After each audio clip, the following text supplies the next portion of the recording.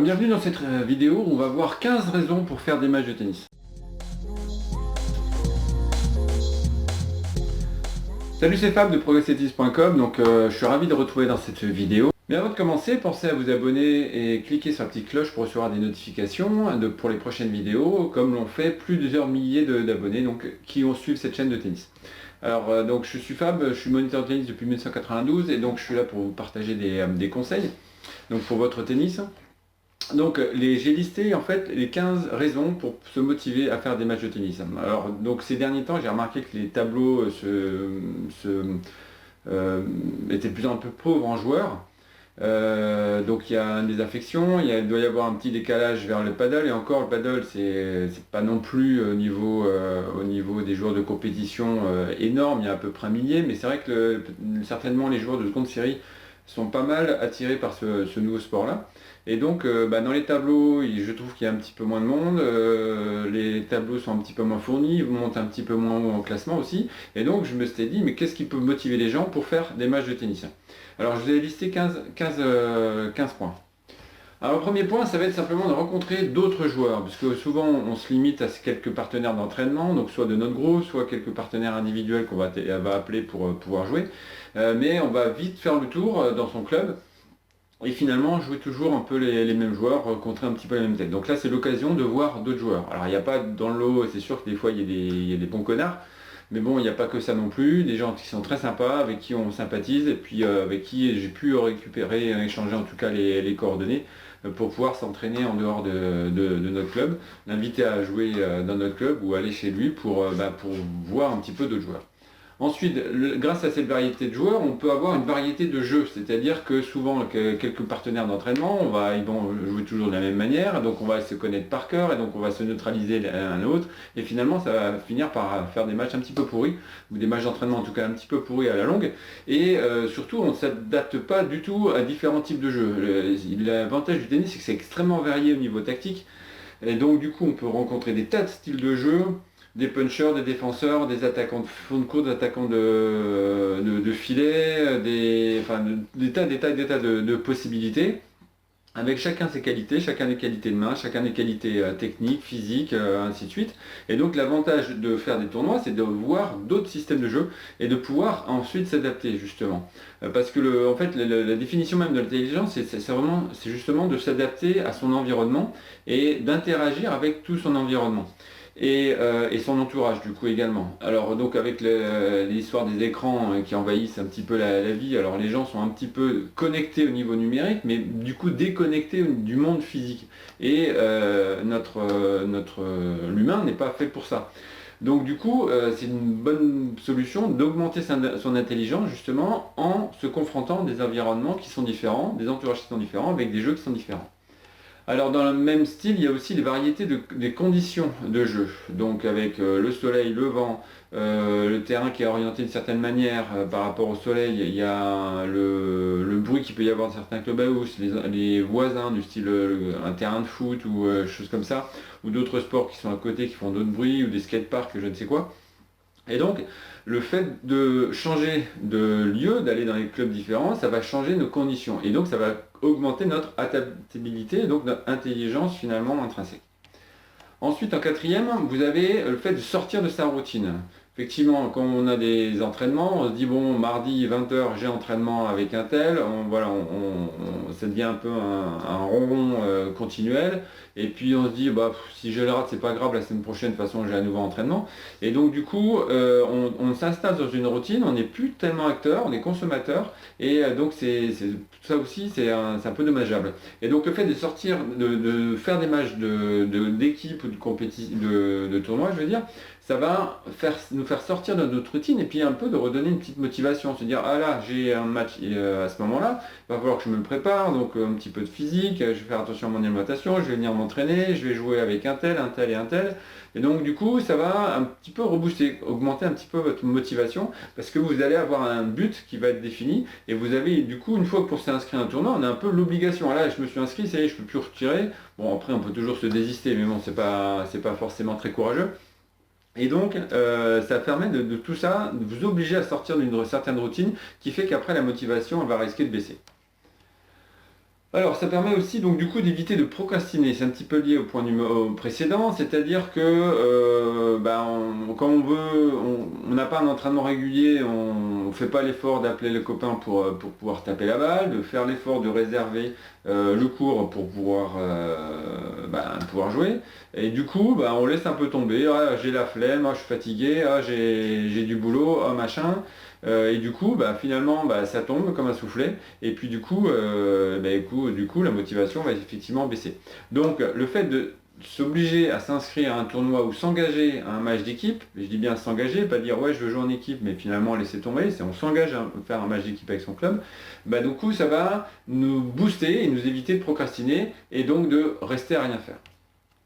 Ensuite, point numéro 6, alors c'est plus pédagogique cette fois-ci, c'est que l'adversaire est le meilleur entraîneur. C'est vraiment quelque chose qu'il faut vous dire, c'est-à-dire que quand on fait un match, au lieu d'être focalisé sur les résultats, dites-vous que l'adversaire, il est là pour vous aider à vous rendre compte de vos faiblesses, également de vos forces, et du coup, il met le doigt là où ça fait mal. Et finalement, c'est la meilleure des choses qui peut s'arriver pour faire un bilan de votre tennis, faire un bilan de votre niveau de jeu, faire un bilan de votre implication, votre niveau technique, votre niveau tactique.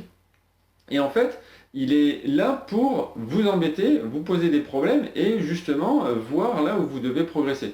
Et donc, il faut vraiment prendre ça comme une bonne chose. L'adversaire, c'est pas un guerrier qu'il faut absolument détruire.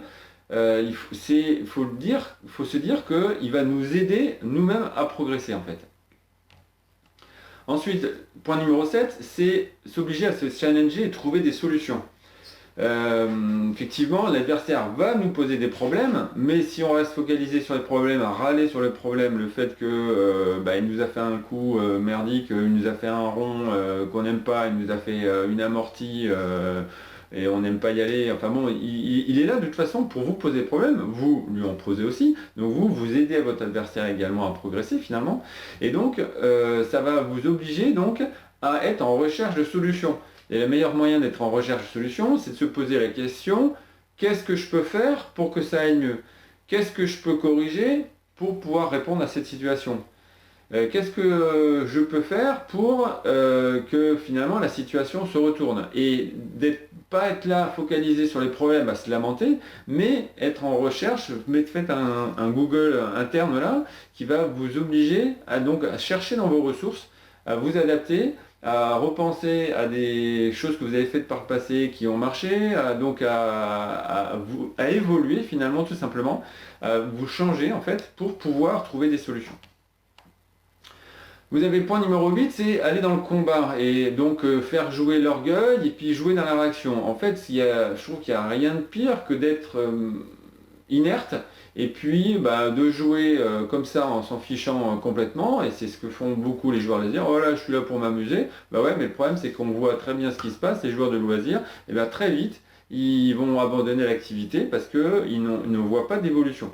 Et donc pour voir une évolution, il faut arriver à se bouger un petit peu et aller dans l'adversité. Et c'est après dans la vie de tous les jours au niveau du travail, c'est un petit peu ça. Il faut pas être en surcompétition non plus, il faut qu'il y ait un côté social, mais il faut qu'il y ait un petit peu de compétition pour se booster, pour qu'on reçoive des pics et faire jouer son orgueil, mais dans le bon sens, pas utiliser l'ego à mauvais escient, mais utiliser un orgueil bien placé qui va vous faire réagir et qui va vous obliger finalement à vous adapter à l'environnement et à la situation et à évoluer. Et donc c'est toujours le terme là, le mot évolution qui va être extrêmement important.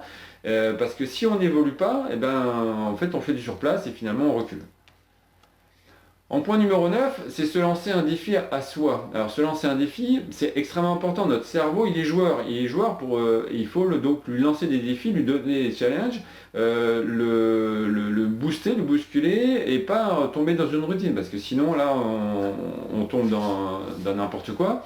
Et donc du coup, il est important d'avoir le besoin de se trouver des défis. Alors le défi, ça va être simplement, par exemple, faire 3 tournois d'affilée. Ça va être de faire 3 matchs sur 4 gagnés, mais ça c'est des buts. Mais après, il peut y avoir des défis au niveau de vos objectifs, des choses à réaliser. Simplement, vous allez vous dire que ce match-là, je vais monter au moins 2 fois au filet par set. toujours dans l'idée d'évoluer, de changer et de s'améliorer. En fait, Federer, s'il a 37 ans, il est encore à ce niveau-là, presque 38, c'est qu'il a évolué. Si vous le regardez il y a presque 20 ans, il ne joue pas du tout de la même manière. Il joue, je trouve, beaucoup mieux même maintenant qu'il y a 20 ans.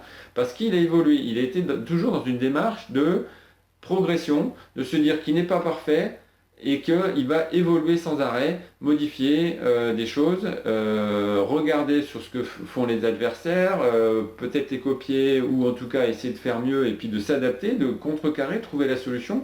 Et il a de toute façon bien dit que ce qui avait fait plus progresser, c'est l'arrivée de Nadal. Et il est reconnaissant de l'arrivée de Nadal pour qui a justement amené cette combativité entre ces deux joueurs et le pousser finalement à progresser et justement le remotiver à travailler régulièrement aussi fortement qu'il le fait. Alors, en point 10, donc c'est trouver une motivation.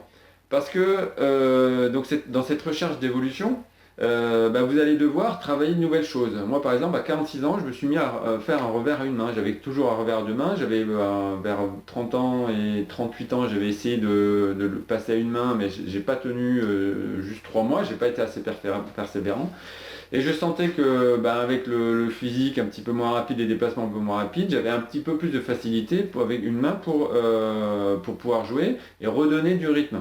J'étais plutôt tendance à contrer à deux mains et donc je voyais que mon niveau au niveau du revers stagnait. Et donc j'ai trouvé une motivation donc à changer un coup.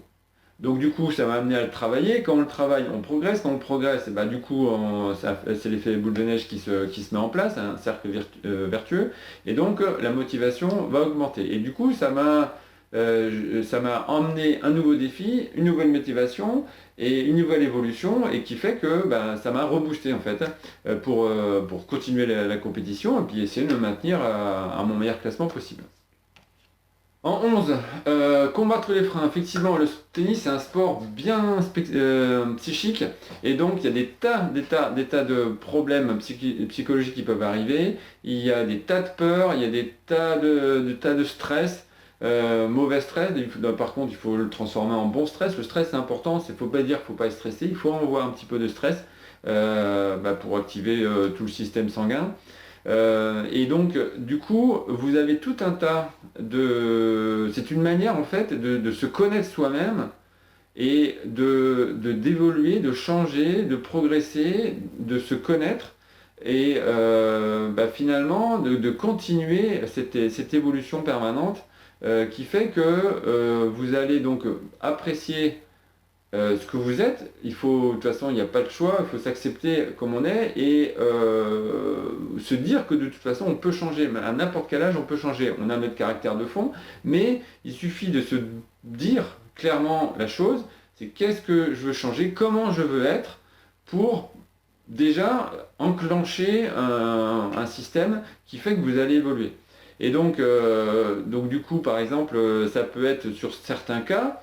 Alors on nous dit il faut rester calme, il ne faut pas être colérique. Moi j'ai besoin à un moment donné de lâcher la soupape, de gueuler, de me mettre en colère contre moi-même pour me booster, pour me forcer. Donc c'est le niveau d'énergie qu'on a besoin, il est dépendant les uns des autres. Et si on ne se met pas dans une situation où on va être en fragilité, où on va être dans une situation où on va être perturbé, on ne peut pas savoir comment on réagit ou comment on est. Et du coup, c'est trop facile de dire si dans cette situation je ferai ça, je ferai ça. Non, tant qu'on ne l'a pas rencontré, il y a des difficultés à pouvoir savoir réellement comment on va réagir. Alors 12, avoir un but et apprécier le chemin. En fait, dans certains livres de développement personnel, donc notamment le Guerrier Pacifique, donc il est dit l'important n'est pas la destination, mais le chemin. Et donc quand vous allez avoir un but, c'est-à-dire un objectif de résultat, vous dire que là, ce tournoi, je veux aller au moins en quart de finale. Je veux cette année faire les championnats régionaux, je veux me qualifier pour le championnat national, individuel, tout ça. Ça, c'est un but qui va vous demander d'avoir une certaine préparation en amont. C'est-à-dire, si vous avez une vision un peu à long terme, à quelques mois, vous allez mettre en place tout un système, étape par étape, pour pouvoir atteindre votre but. Et donc, pendant toute cette préparation, vous allez donc forcément évoluer, et c'est ça qu'il faut apprécier. C'est pas finalement le résultat final, mais c'est tout ce qu'on a vécu avant qui va être important. Donc du coup, mettez-vous des objectifs à court, moyen et long terme pour avoir une vision assez longue et assez claire qui va vous permettre de tracer un chemin. Alors pour ça, vous pouvez vous faire aider par un entraîneur, par un préparateur physique ou mental, par un partenaire, dire est-ce que tu es prêt à t'entraîner avec moi pendant 3 mois, 2 fois par semaine, ainsi de suite, pour mettre en place un système qui va faire que c'est ça que vous allez apprécier sur les 3-4 mois de préparation, c'est ça que vous allez apprécier, pas forcément la compétition qui va arriver en elle-même. Ensuite, 13, c'est se fidéliser. Si vous regardez les statistiques, le taux de fidélisation, il est extrêmement important, c'est les joueurs de compétition, et extrêmement faible chez les joueurs de loisirs. Donc c'est normal, parce que si on n'a pas de but, si on n'a pas de vision à long terme, si on n'a pas suffisamment d'amour du jeu pour pouvoir aller faire des compétitions, et du coup on laisse tomber. Et donc du coup il est clair que plus vous ferez de compétition, plus vous allez vous fidéliser. Et donc j'invite si vous êtes moniteur ou dirigeant, j'invite vos joueurs à faire des compétitions. Alors il faut mettre le pied à l'étrier, faire des petites compétitions locales ou internes au club, sous forme ludique, avec des doubles ou je ne sais quoi. Et puis les inciter à faire des matchs par équipe, et ensuite leur proposer de faire des matchs de compétition. Vous avez des tournois un peu partout dans tous les clubs. Et donc, le niveau de compétition va être lié au niveau de fidélisation de toute façon. 14, c'est évident, c'est faire du sport. Donc c'est-à-dire que simplement les jours où ça va pas mal aussi, dites-vous simplement pourquoi je fais un match de tennis, simplement pour faire du sport. Et le sport, c'est la vie. Si vous ne mettez pas votre corps en mouvement, vous allez vous ankyloser et ça va être la catastrophe.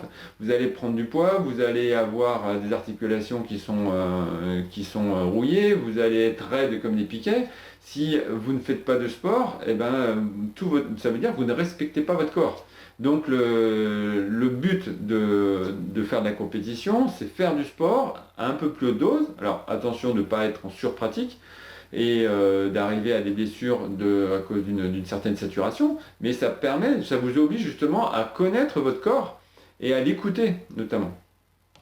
Et enfin dernier, c'est le plus important, c'est 15, c'est suivre progressiotennis.com, donc par ma chaîne, par mon blog, évidemment, donc ça c'est un petit clin d'œil pour le dernier, mais c'est sûr que si vous faites de la compétition, vous avez envie de progresser, d'évoluer, vous allez suivre les conseils que je peux vous donner. Donc n'hésitez pas aussi en commentaire à me demander certaines choses, certains conseils sur certains points, des vidéos à faire.